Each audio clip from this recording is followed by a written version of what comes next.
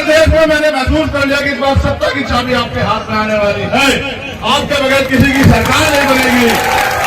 आप ये जान लो कि जब सत्ता की चाबी आपके हाथ में होगी तो आपका नेता ऐसा है, आपका भाई, कि आपके एक एक अधिकार को दुश्मन के जबड़े से छीन के आपके कदमों में निछावर करने का काम बहुत जल्दी कर देगा।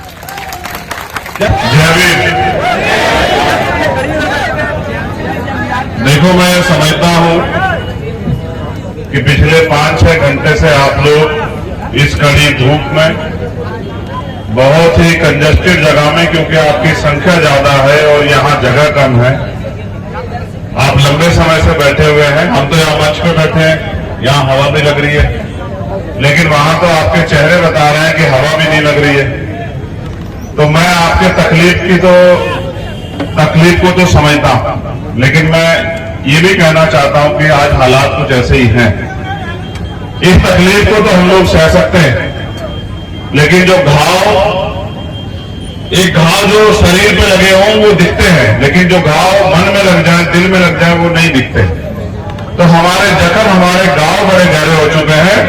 इसलिए मैं आपसे अनुरोध करूंगा कि कुछ समय मैं आपका लूंगा और उस समय में आप थोड़ी देर इस गर्मी को सहते हुए अगर बैठे रहेंगे तो मुझे इस बात का दुख तो है कि आपको गर्मी सहनी पड़ रही, लेकिन मुझे खुशी भी होगी कि आप मेरे साथ होनी चाहिए।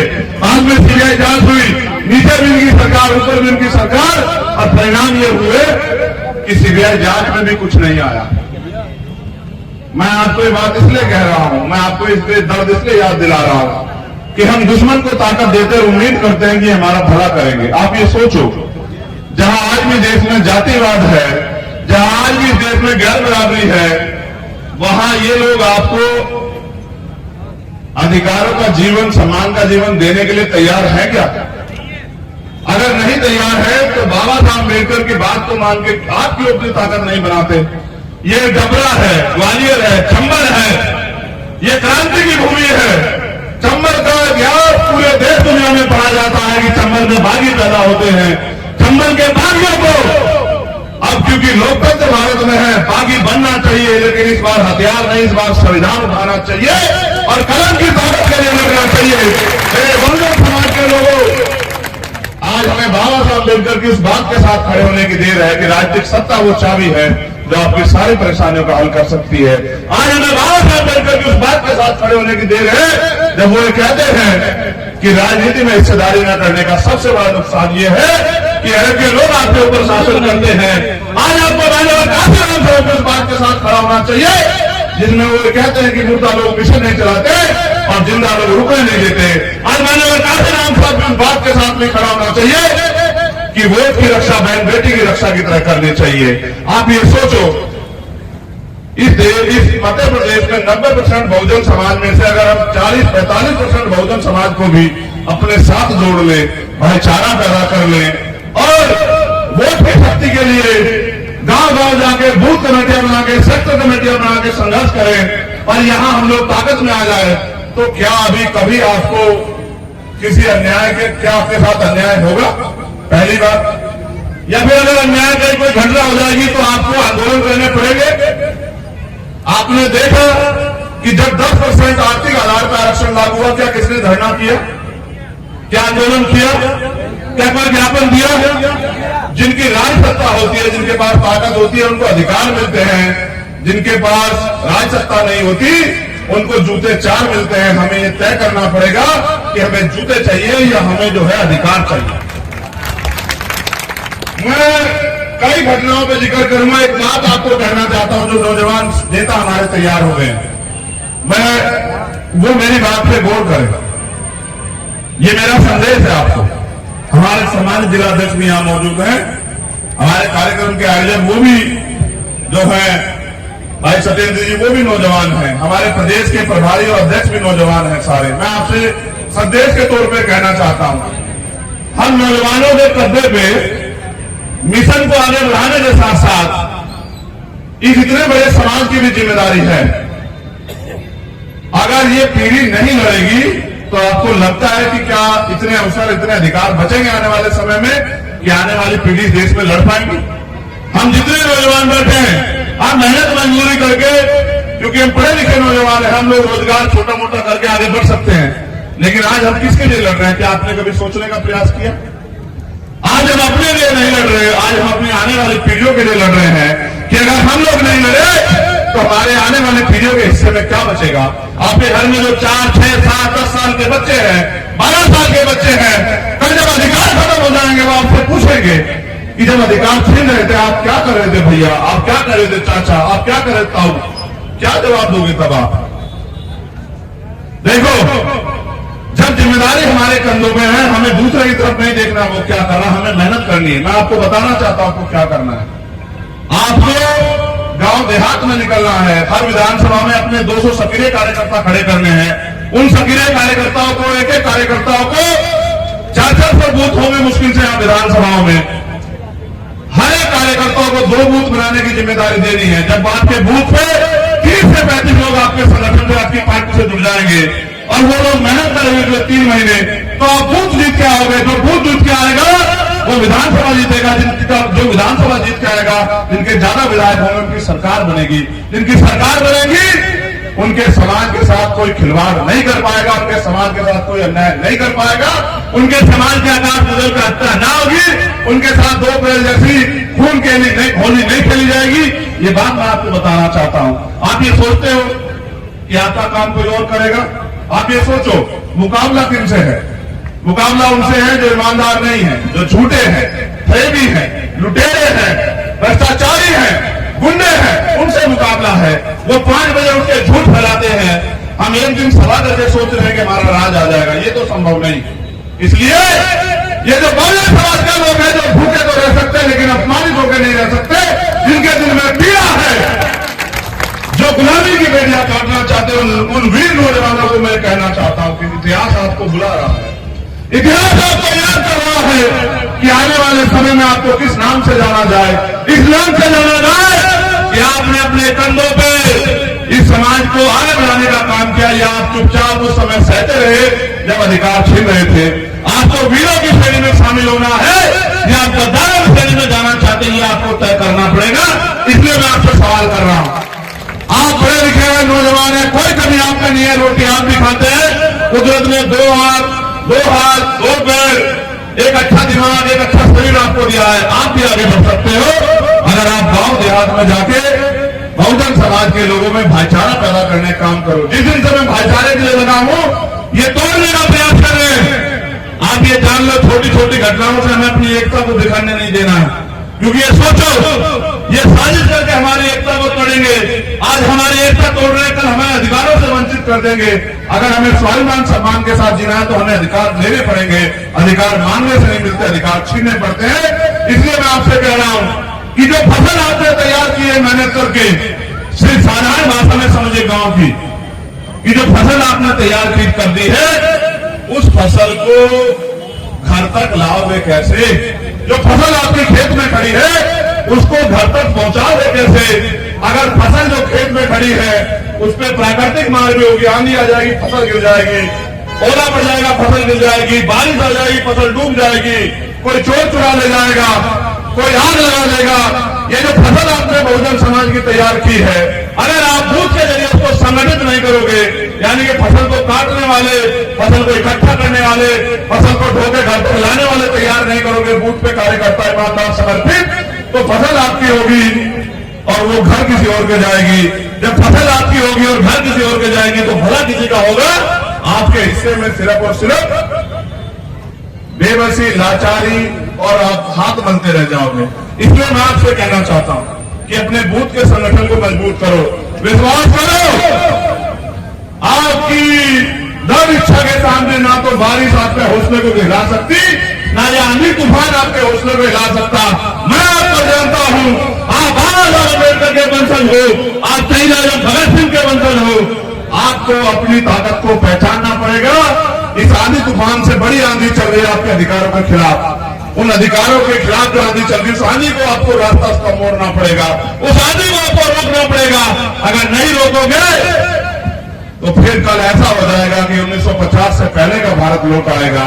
आपने देखा कि देश में नई संसद का उद्घाटन हुआ और इन्होंने वोट मांगे कि अपने आदिवासी समाज की राष्ट्रपति बना दी है। लेकिन आप ये देखो कि जब सम्मान देने का मामला आया तो उन राष्ट्रपति जी को एक बार बुलाना भी गवारा नहीं समझा। आप समझो कि जो हमारे सर्वोच्च पदों पर बैठे लोगों का सम्मान नहीं कर सकते तो वो हमें और हमारा सम्मान करेंगे क्या? ये बात आपको समझनी चाहिए।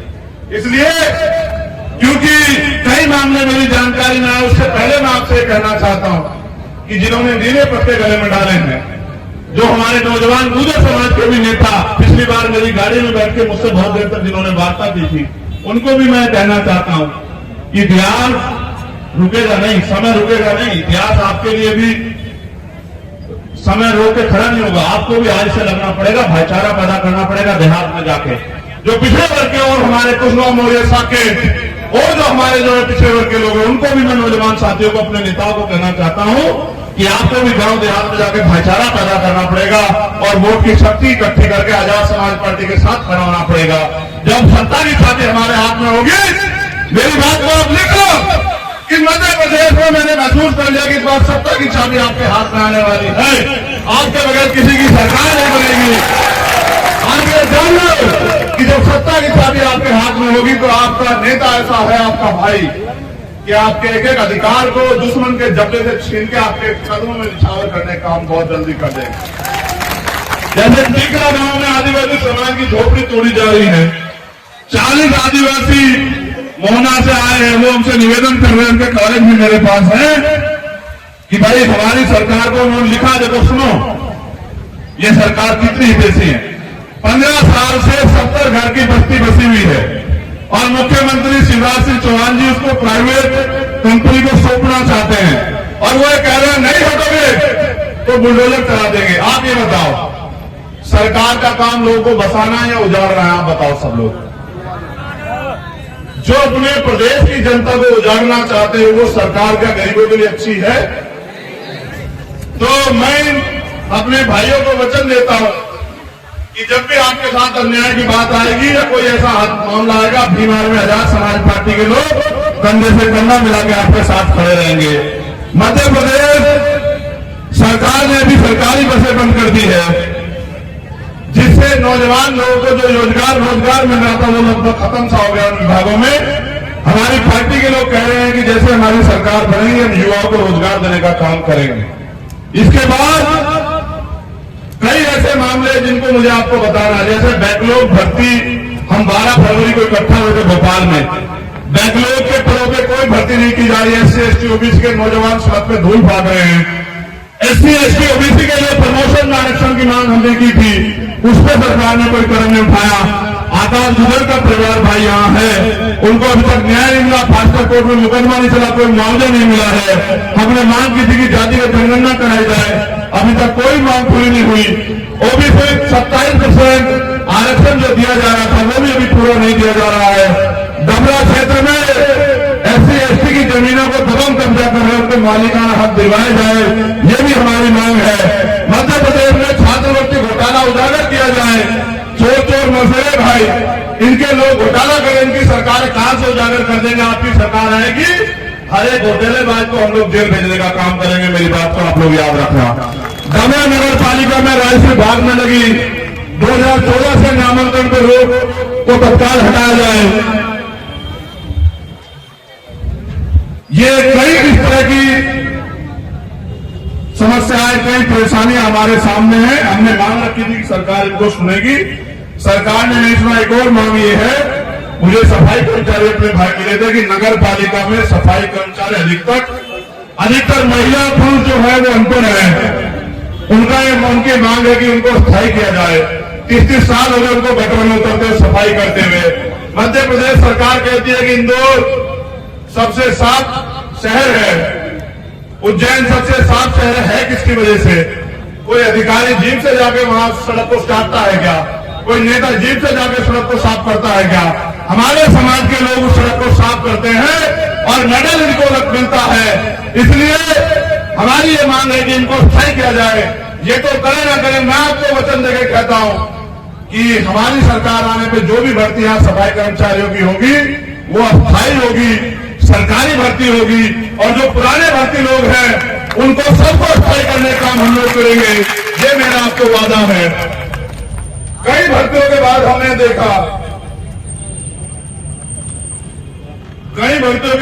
देखा, कई मामलों के बाद देखा कि 12 फरवरी हुए कोई और बात, सरकार ने हमारी मांग को नजरअंदाज किया। भाई आकाश गुजर जी का भी मामला है। अब हमने तय किया है कि प्रदेश के मुख्यमंत्री हमारी बात को नहीं सुन रहे हैं, इसलिए हमने तय किया है कि जल्दी हम प्रेस कॉन्फ्रेंस करके प्रदेश के मुख्यमंत्री का घेराव जो है वहीं भोपाल में करने जा रहे हैं। अगर मुख्यमंत्री हमारी मांगों को नहीं सुनेंगे तो हम अपने संवैधानिक अधिकारों का प्रयोग करके अपने संघर्ष को मजबूत करने का काम करेंगे। हमारे पार्टी, हमारा संगठन यहाँ ताकतवर है, हम लड़ना जानते हैं, हम अधिकार छीन के लेना जानते हैं, इसलिए जल्दी हम तारीख घोषित करके मुख्यमंत्री का घेराव करेंगे। और मैंने बाबा साहब अम्बेडकर की जन्मभूमि से कहा था आपसे कि जल्द जो है मध्य प्रदेश में हम लोग साइकिल यात्रा शुरू करेंगे, जिसका नेतृत्व मैं करूंगा। बहुत जल्द हम लोग घोषणा करके बताएंगे कि पहली साइकिल यात्रा पहले चरण की किन किन जिलों से होकर गुजरेगी। हमने उसमें 500 साइकिलों की भी बात की थी, कुछ साइकिलें मिल भी गई हैं, कुछ मिलनी बाकी है। हम गांव-गांव, गली-गली जाके बहुजन समाज में भाईचारा, उनमें राजनीतिक चेतना पैदा करने के लिए साइकिल यात्रा करेंगे। इसका नेतृत्व मैं करूंगा। दिन रात हम लोग साइकिल चला के गांव-गांव जाके मेहनत, अपना पसीना बहा के अपने लोगों को जोड़ने का, उनके विश्वास को हासिल करने का, आजाद समाज पार्टी के लिए जन समर्थन हासिल करने का काम करेंगे। जब वो यात्रा आपके कस्बों, क्षेत्रों, गांव में आए तो आप भी उस यात्रा का बढ़ करके स्वागत करें, अभिनंदन करें, ऐसी मेरी जो है आपसे प्रार्थनाएं हैं। तो जैसा मैंने आपको बताया, अभी अधिकारियों ने शायद हमें समय दिया है। क्या समय है?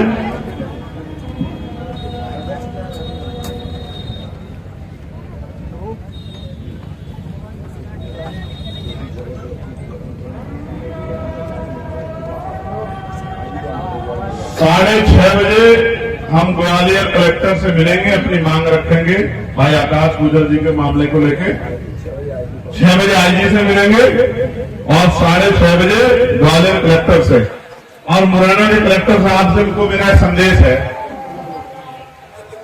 कि आपको तो अपने आप से आके उनके इस परिवार की मदद करनी चाहिए थी। आप जो राजनीतिक शक्तियों के हाथों में खेल के हमारी मदद नहीं कर रहे हैं, कलेक्टर साहब याद रखना, सरकार बदलेगी, बिल्कुल बदलेगी। आप नौकरी इसी प्रदेश में करेंगे, आपको एक कैडर मिला हुआ है। हम भी आपके साथ मिलकर जनता की सेवा करने के लिए तैयार रहेंगे। हम भी आपका अभिनंदन, स्वागत करने के लिए तैयार रहेंगे। बहुत जल्दी की बात है, 4-6 महीने में चुनाव होने वाले हैं।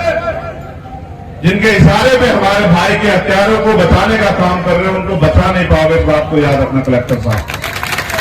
मैं धन्यवाद देता हूं डबरा की महान जनता का, आयोजक कमेटी का, जिले की पूरी टीम का, डबरा विधानसभा की पूरी टीम का, और सबसे ज्यादा धन्यवाद मेरी मां बहनों का, जो एक टक की लगाए बैठी रहती हैं, जो जिनके प्यार के कारण इन बड़ी बड़ी ताकतों से उनका खून टकराने के लिए तैयार है, जिनके सम्मान के लिए अपने जीवन का हर एक पल निछावर करने के लिए हम सब लोग तैयार हैं। मैं उनसे विश्वास दिलाना चाहता हूं, गरीबी के दिन खत्म होंगे, बेबसी के दिन खत्म होंगे, लाचारी के दिन खत्म होंगे, बहुजन राज आएगा।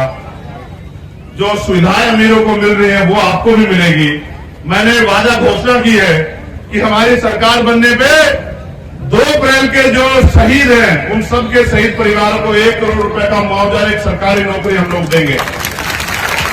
उन सारे मुकदमों को वापस लेके, जिनके मुकदमे लगाए गए, उन सभी भाइयों को रोजगार से जोड़ के अपने पैरों पे खड़ा करने का काम हम करेंगे। उनको सम्मान पत्र हम लोग देने का काम करेंगे, जिससे समाज की लड़ाई लड़ने में कोई कोताही न बरते। जिन्होंने जेलें काटी है उन भाइयों को भी हम लोग रोजगार से जोड़ने का काम करेंगे। और अच्छे स्कूल कि गरीब के बच्चे भी आगे बढ़ पाए, अच्छे अस्पताल कि गरीबों को भी मुफ्त में या आसानी से इलाज मिल जाए, और न्यायपालिका में ऐसी व्यवस्था कि न्यायपालिका के जरिए न्याय मिलना आसान हो जाए। इन सब पे हम लोग काम करेंगे। हम लोग काम करेंगे बहनों की सुरक्षा के लिए, उनके सम्मान के लिए, उनके सशक्तिकरण के लिए। हम महिलाओं को घर तक रोजगार देने का काम करेंगे।